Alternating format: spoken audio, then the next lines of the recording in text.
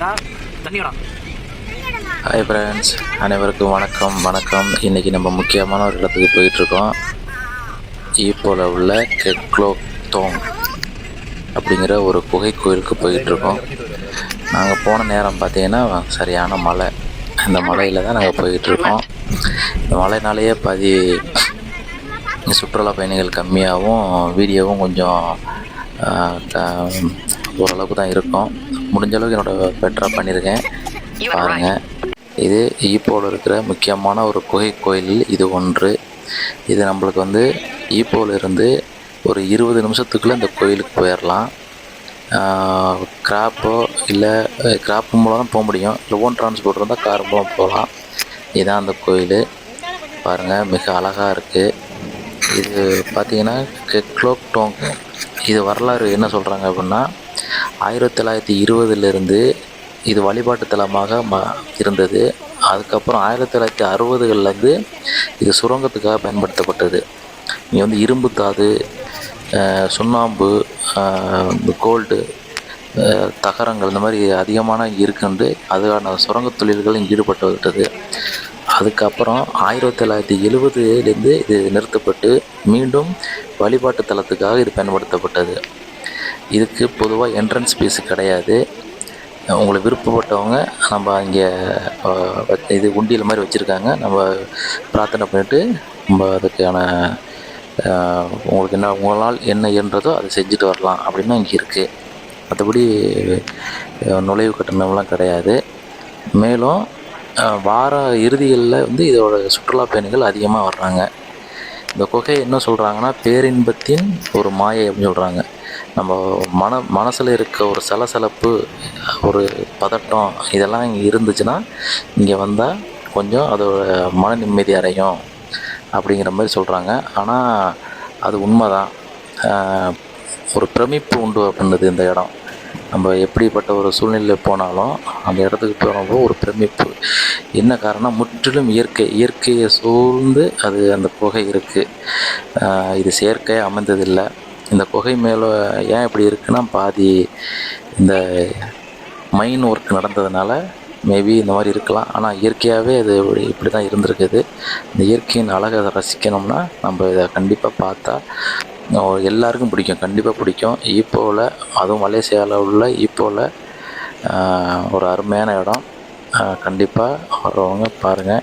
வாங்க, இதை பற்றி ஒரு சுருக்கமான கருத்தை நம்ம பார்த்துருவோம். இது காலையில் 7 மணிலேருந்து சாயந்தரம் 5:30 மணி வரைக்கும் இதை திறந்து வச்சுருக்காங்க. வார இறுதி நாட்களில் இது கொஞ்சம் பிஸியாக தான் இருக்குது. இங்கே மழைக்காலங்களில் போனால் கொஞ்சம் கஷ்டமாக இருக்கும். ஏன்னா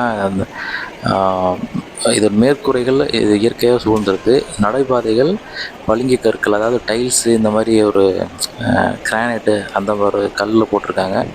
உட்காரவோ நடக்கிறதுக்கோ கொஞ்சம் ஸ்லிப்பராக இருக்கும், கொஞ்சம் வழுக்கும். அதுக்காக தான் சொல்கிறாங்க. ஏன்னா குகையோட என்ட்ரன்ஸு ஓப்பனாக இருக்கும், குகையோட பேக் சைடும் ஓப்பனாக இருக்கும். இதுதான் இதில் ஒரு பெரிய விஷயம். இதில் மிடில் ஒன்று தான் நம்ம சுற்றி பார்க்கக்கூடிய இடம். கிட்டத்தட்ட இதுவே ஒரு 3 அடுக்குகளாக இருக்கும். இங்கே நீங்கள் வரும்போதே தெரியும், ஒரு சிலை உங்களை வரவேற்கும். அதுக்கு முன்னாடியே சிரித்த முகத்துன்னு ஒரு புத்தர் சிலை இருப்பார். இங்கே இருக்கிற இந்த சிலைகள்லாம் இருக்குது பாருங்கள், இது எல்லாமே தாமிரம் செப்புக்களாலும் தைவான் நாட்டிலிருந்து செஞ்சு வரப்பட்டு ஒரு காஸ்ட்லியான பளிங்கு கற்கள் அப்படின்னு சொல்கிறாங்க. அது கிரானைட்டு, அந்த மாதிரி கல் மேலே பளபளப்பாக உட்காந்துருக்காரு இந்த சிலைகள் எல்லாமே. அது எல்லாமே இந்த பௌத்த மதத்தோட சாமிகள் அப்படிங்கிறாங்க. மெயினாக இந்த குகையெல்லாம் பாருங்கள், எல்லாமே இயற்கையாக உருவானது. அதை சுற்றி பார்க்குறதுக்கு அவ்வளோ அழகாக இருக்குது. மேலும் இதில் என்ன சொல்கிறாங்க அப்படின்னா, இந்த ஒவ்வொரு அந்த கல் வடிவங்க இருக்குது பார்த்தீங்களா, அந்த கல் இயற்கையாகவே அது நம்ம மனசில் என்ன நினச்சிட்டு இமேஜின் பண்ணி பார்க்குறோமோ அதே மாதிரியான உருவங்களாக அது வெளிப்படுது.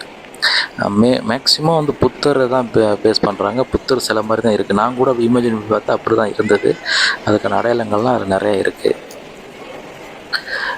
கோயிலுக்கு வெளியில் என்ட்ரன்ஸில் பார்த்தீங்கன்னா இந்த குவான்னு ஒரு லேடி சிலையை வச்சுருப்பாங்க.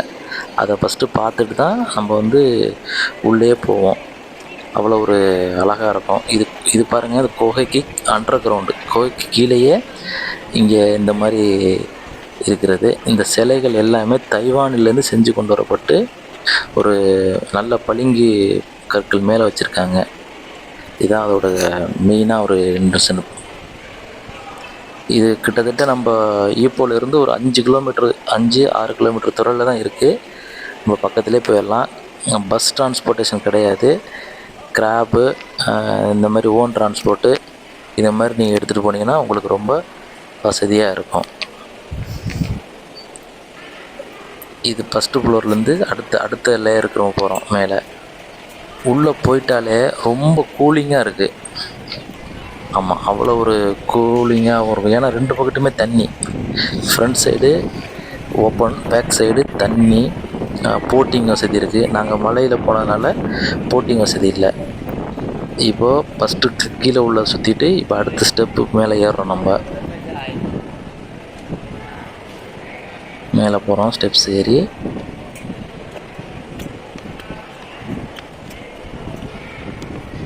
இங்கே அமைச்சிருக்க லைட்டிங், அந்த இயற்கையாகவே அந்த கல்லில் உள்ள ஒரு பிரதிபலிப்பு, இந்த லைட்டிங்கும் அந்த கல்லில் எந்த ஒரு பெயிண்டிங் கிடையாது. என்ன சொல்கிறாங்க, இந்த கல்லில் இன்னுமே இரும்பு தாது, சுண்ணாம்பு இதெல்லாம் அப்படி இருக்குது, அதனாலேயே பிரதிபலிக்குது அப்படிங்கிறாங்க. இது பாருங்கள், இந்த என்ட்ரன்ஸ் போய் அங்கிட்டு அது அடுத்த எக்ஸிட்டு. அந்த சைடு வந்து ஃபுல்லாக லேக்கு, போட்டிங் இருக்குது. நாங்கள் பயங்கர காற்று மலையில் போனதுனால போட்டிங் போக முடியலை. அந்த சைடு பார்க்கு, கார்டன் அந்த மாதிரி இருக்குது. இது பாருங்கள், இப்போ நான் மேத்தளத்திலிருந்து ஒரு ரவுண்டிங் சுற்றி பார்த்துக்கிட்டு இருக்கேன்.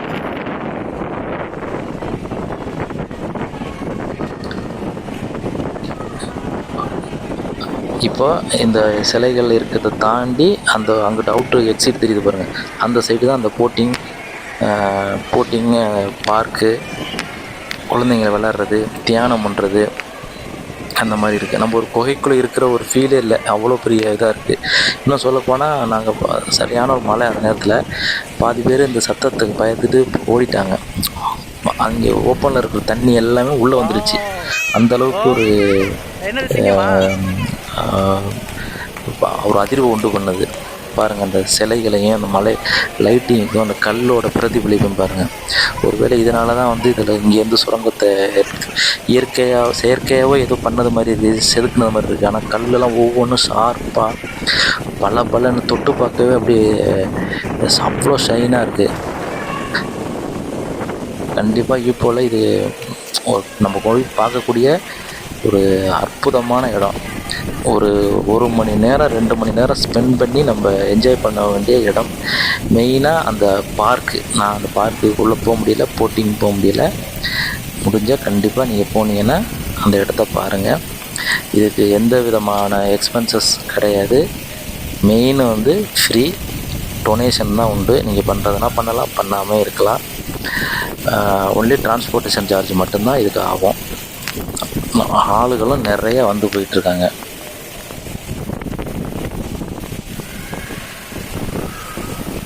பாருங்கள், அதோட சிலைகளையும் அந்த கல் மேலே உள்ள கல்லையும் பாருங்கள் எப்படி இருக்குன்னு.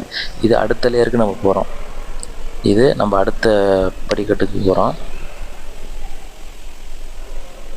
இதோட என்ட்ரன்ஸ் வந்து 15 மீட்ரு உயரம் இருக்குது, 15 மீட்டருக்கு அகலத்துக்கு மேலே இருக்குது அப்படிங்கிறாங்க. கிட்டத்தட்ட 12 ஏக்கர் இதோட அந்த மலையை சார்ந்து 12 ஏக்கர், டோட்டலாக 12 ஏக்கர் இருக்குது அப்படின்னு சொல்கிறாங்க. இது 1970க்கு அப்புறம் தான் இதை வந்து முழுமையாக வந்து பௌத்த மதத்துக்கிட்ட ஒப்படைச்சிருக்காங்க. மெயினாக இந்த இடத்துல வந்து சீனர்கள் வேலை செஞ்சுருக்காங்க. அதுக்கு முன்னாடி சீன சுரங்க தொழிலாளர்கள் வேலை செஞ்சுருக்காங்க. அப்போ செஞ்சு இந்த இரும்பு தாதுகள் இதெல்லாம் எடுத்துட்டு விட்டதுக்கப்புறம் மீண்டும் இதை ஏதோ ஒரு ப்ராப்ளத்தினால ஸ்டாப் பண்ணிவிட்டு இதை வழிபாட்டு தலமாக திருப்பி அமைச்சிட்டாங்க. மொத்தம் 12 ஏக்கரு, 3 அடுக்குகளாக உள்ளது. இந்த ஒரு குகை மாதிரி தான் இருக்குது, ஆனால் அதுக்குள்ளேயே 3 அடுக்குகளாக இருக்குது. இதை பாருங்கள் எவ்வளோ ஷார்ப்பாக இருக்குது பாருங்கள். அந்த இது பாருங்கள் எப்படி இருக்குது பாருங்கள். அந்த ஒரு லைட்டிங்கு, அந்த கல் எப்படி இந்த லைட்டுக்கும் அந்த கல்லுக்கும் பிரதிபலிக்குது, அது எப்படி உருவமாக இருக்குது பாருங்கள். ஒவ்வொரு இமேஜினேஷன் பார்க்கவே ஒரு அற்புதமாக இருக்குது. அது எப்படி தான் இருக்குது அப்படின்னு இமேஜினேஷன் பண்ணவே முடியல. உள்ளே இருட்டாக தான் இருக்குது. நம்ம பார்க்கக்கூடிய இடமும் நிறையா இருக்குது இதுக்குள்ளே. சில இடத்துலலாம் ரெஸ்ட்ரிக்ஷன் பண்ணி வச்சுருக்காங்க. இப்போ இந்த இடத்துலாம் பாருங்கள், கேட்டு போட்டு மூடியிருக்காங்க. இதுக்குள்ளே யாரும் உள்ளே போயிடுவாங்க அப்படின்னு. அந்த குகைக்குள்ளே எங்கே போகுதுன்னே தெரியலை. பாருங்கள், அவ்வளோ இருட்டாக இருக்குது. அங்கே லைட்டும் கிடையாது, அதை லாக் பண்ணி வச்சுருக்காங்க. அவ்வளோ இருட்டாக இருக்கும். இதுவும் பார்த்திங்கன்னா அப்படி தான் இருக்கும். இதெல்லாம் எங்கே போகுதுன்னே தெரியாது. அந்த பாருங்கள், இதெல்லாம் உள்ளே போய் எனக்கு எடுக்கவே எனக்கு கொஞ்சம் பயமாக இருந்தது. ரொம்ப டீப்பாலாம் உள்ளே போகிறதுக்கு கொஞ்சம் பயம்தான். ஏன்னா மழை நான் போகிற இடத்துல மழை பெஞ்சது, அப்படியே சத்தமும் அவ்வளோ ஒரு அதிகமாக இருந்தது. ஏதோ ஒரு ஹாலிவுட் படத்துக்குள்ளே போன மாதிரி இருக்கும். ஒரு ஹாலிவுட் படத்துக்குள்ளே பார்க்குறதுக்கு எப்படி இருக்கும் பாருங்க, அந்த மாதிரி இருக்கும். இப்போ கிட்டத்தட்ட நம்ம இந்த குணா படத்தில் ஒரு பாறைக்குள்ளே போகிறோம்ல, அந்த ஃபீல்லாம் எனக்கு வந்த மாதிரி இருந்துச்சு. எவ்வளோ ஷார்ப்பாக இதுக்கு கீழே தான் நடந்து போயிட்டுருக்கேன். இப்போ நாம் இது கீழே தான் நடந்து போயிட்டுருக்கோம். அது நம்மளுக்கு தலை இடிக்கிற மாதிரி தான் இருக்கும். அது போகிறது வர்றது பார்த்து போகணும். அவ்வளோ பெருசாக ஒன்றும் பயமெல்லாம் இருக்காது. எங்கேயும் போய் இடிச்சுக்க போகிறோம் அப்படின்லாம் இருக்காது. ஒரே ஒரு அடுத்த தேர்டு லேயர் போகும்போது மட்டும்தான் கொஞ்சம் எல்லாமே நம்ம தலைக்கு இடிக்கிற மாதிரி இருக்கும். ஆனால் அவ்வளோ அழகாக சர்க்யூட் பண்ணி வச்சுருக்காங்க. நம்ம காட்டுற ஒவ்வொரு கல்லும் ஒரு சிலை உருவத்தை மீன் பண்ணுது. இங்கே மட்டும் நம்ம செருப்பல் போட்டு போகக்கூடாது. நம்ம செருப்பு எதுவும் போட்டு போயிருந்தோம்னா இங்கே மேலே இருக்குது பாருங்கள் சிலைகள், அதை பிரார்த்தனை பண்ணோம்னா அது கழட்டி வச்சு தான் போகணும். மற்ற எல்லா இடத்துக்கும் நீங்கள் நார்மலாக எப்படியும் போகலாம். இப்போ இதில் என்னென்னா, ஒவ்வொரு லேயரும் ஒவ்வொரு கலரில் இருக்குது. அதோட கல்லோட அமைப்பு அவ்வளோ கலரில் இருக்கும். கீழே ஒரு மாதிரி கலரு, மேலே ஒரு மாதிரி. இப்போ நம்ம மேல் தளத்தில் இருக்கோம். மேல் தளத்தில் இருந்தால் அந்த சைடு உள்ள எக்ஸிட்டை பார்க்குறோம். பாருங்கள், மழை அடித்து ஊற்றுது பாருங்கள், என்ன மாதிரி மழை பெய்யுது. அந்த தண்ணியெல்லாம் இதுக்குள்ளே கோயிலுக்குள்ளே வந்துருச்சு. அங்கே உள்ள மக்கள் அதை பார்த்து பயந்தே வெளியாயிட்டாங்க. நாங்கள் கொஞ்சம் பேர் தான் இருந்தோம் கடைசி வரைக்கும். பாருங்கள், இந்த லேயரை பார்த்தீங்கன்னா இந்த கலரே வித்தியாசமாக இருக்கும். பித்தளை கலர், அப்படியே லைட்டிங், அந்த பிரமிடு அந்த கலரு. இப்போ இந்த எகிப்து இந்த சைடு கலர் எப்படி இருக்கும் பாருங்க, அந்த சைடு கலர் எப்படி இருக்குமோ அந்த மாதிரி இருக்குது இங்கே உள்ள கலர். இதில் பாருங்கள், கீழே உள்ள லேயர் வேறு மாதிரி இருக்கும், அடித்தளம் வேறு மாதிரி இருக்கும், அது ஃபஸ்ட் ஃப்ளோர் வேறு மாதிரி இருக்கும், இது தேர்ட் ஃப்ளோர். நான் சொல்கிற ஃப்ளோர்னால் அந்த மாதிரி படிக்கட்டுகள் வச்சு கொஞ்சம் ஸ்டெப்ஸ் வச்சு உள்ளே போகுது. அந்த கல் வந்து அந்தளவுக்கு கலராக இருக்குது. அதில் இந்த லைட்டிங் ப்ளஸ் இயற்கையாகவே அதில் இருக்கிற இரும்புத்தாதுகள் அப்படிங்கிறாங்க. எவ்வளோ அழகாக இருக்குது பாருங்கள். இப்போல் சுற்றுலாத்தலங்கள் நிறையா இருக்குது. அதில் முக்கியமாக குலுக் தோங் கேவ் டெம்பிள்னு போடுங்க. இதோட இமேஜு, இதோட ஹிஸ்ட்ரி எல்லாமே கூகுளில் இருக்குது. நீங்கள் ட்ரை பண்ணி பார்த்துட்டு இதோட ரிவ்யூ பண்ணிவிட்டு நீங்கள் தாராளமாக போயிட்டு வரலாம். மலேசியாவில் இருக்கிறவங்க எந்த மாநிலத்தில் இருந்தாலும் கண்டிப்பாக போய் விசிட் பண்ணி பாருங்கள். வெளிநாட்டிலேருந்து வர்றவங்களும் கண்டிப்பாக போய் பாருங்கள். இந்த வீடியோ உங்களுக்கு பிடிச்சிருந்தா லைக் பண்ணுங்கள், ஷேர் பண்ணுங்கள். முக்கியமாக போனவங்களாக இருந்தால் கமெண்ட் பண்ணுங்கள், உங்களுக்கு எப்படி இருந்துச்சுன்னு அந்த எக்ஸ்பீரியன்ஸை சொல்லுங்கள். நான் சொல்லியிருக்க கருத்துக்கள் உங்களுக்கு பிடிச்சிருந்தா கமெண்ட் பண்ணுங்கள். இது வந்து கோட்டைக்கு வெளியில் அவுட் சைடு. இப்போ நம்ம கோட்டையிலே இருந்து அந்த கோயிலுக்குள்ளே இருந்து வெளியாக போகிறோம். வெளியாக போகிறதுல இந்த இடத்துல நான் இதெல்லாம் தங்கமா அப்படின்னு நினச்சிட்டேன். அந்தளவுக்கு எனக்கே ஒரு டவுட் வந்தது. அவ்வளோ ஒரு அழகாக இருந்தது. ஒரு பட்ஜெட்டில் நம்ம இங்கே போயிட்டு வந்துடலாம். நாங்கள் ஒரு 2 ஃபேமிலியாக சேர்ந்து போனோம். நீங்கள் தனியாக போனாலும் இல்லை ஃப்ரெண்ட்ஸு கூட சேர்ந்து போனீங்கன்னா இன்னும் உங்களுக்கு வந்து கம்மியாகும். ஏன்னா பினாங்கிலேருந்து போனீங்கன்னா இல்லை கேஎல்லேருந்து வந்தாலும் ஒரே டிஸ்டன்ஸ் தான். உங்களுக்கு அங்கேருந்து ட்ரெயின் வசதி இருக்குது, பஸ் வசதி இருக்குது. எப்படி வேணுமாலும் வந்துட்டு இந்த இப்போலேருந்து சென்டர்லேருந்து 20 மினிட்ஸ் 15 மினிட்ஸ் ஆகும். அதுக்கு ஒரு 10 ரிங்கிட் 20 ரிங்கிட்டு மலேசியன் ரிங்கிட் செலவாகும். அது ஷேர் பண்ணி நீங்கள் போயிடலாம். பார்க்கக்கூடிய இடம் ஒரு 2 ஹவர்ஸ் சாலிடாக இங்கே ஸ்பெண்ட் பண்ணலாம். நல்ல ஒரு அழகான இடம், பார்க்கக்கூடிய இடம். இந்த மலைகளையும் கல்லுகளையும் பாருங்கள், அவ்வளோ அழகாக இருக்குது. அதாவது நம்ம எவ்வளோதோ தூரம் போனாலும் வந்தாலும் ஒரு இயற்கையான சூழ்நிலையில் போகும்போது மனசே மாறுது. முக்கியமாக இங்கே இந்த இயற்கை ஆர்வலர்கள், இந்த அகழ்வாராய்ச்சி இந்த மாதிரி ஒரு இருக்கிறவங்க, ஸ்டடீஸ் பண்ணியிருக்கவங்க வந்தாங்கன்னா அவங்களுக்கு செம்ம தீனி. இது அவங்களுக்கு வந்து அவ்வளோ ஒரு ஜாக்கிரதையாக நிறையா விஷயங்கள் இங்கேருந்து அவங்க கற்றுக்குவாங்க. அப்போ பாருங்கள், இந்த வீடியோ போட்டதில் ஏதாவது உங்களுக்கு பிடிச்சிருந்துன்னா எனக்கு கமெண்டில் மென்ஷன் பண்ணுங்கள். மீண்டும் வீடியோவில் உங்களை சந்திக்கிறதில் நான் பெருமை கொள்கிறேன். நன்றி, வணக்கம். Thank you friends. மாயம் செய்யும் பார்வையில் விழவா, என இழந்து மறுபடி எழவா, வார்த்தைகளில் உதிர்வது மதுவா, உதவும் பருகவா, பாலை நிலமழை நீர் துளியாய் நீவா, மனதில் வந்த மாற்றங்கள் வசந்தத்தின் பூவா,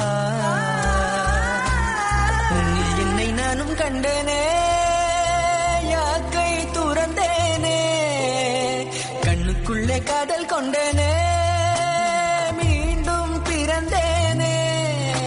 அங்க பாத்தியா என்ன ஃபிகர் மச்சான்.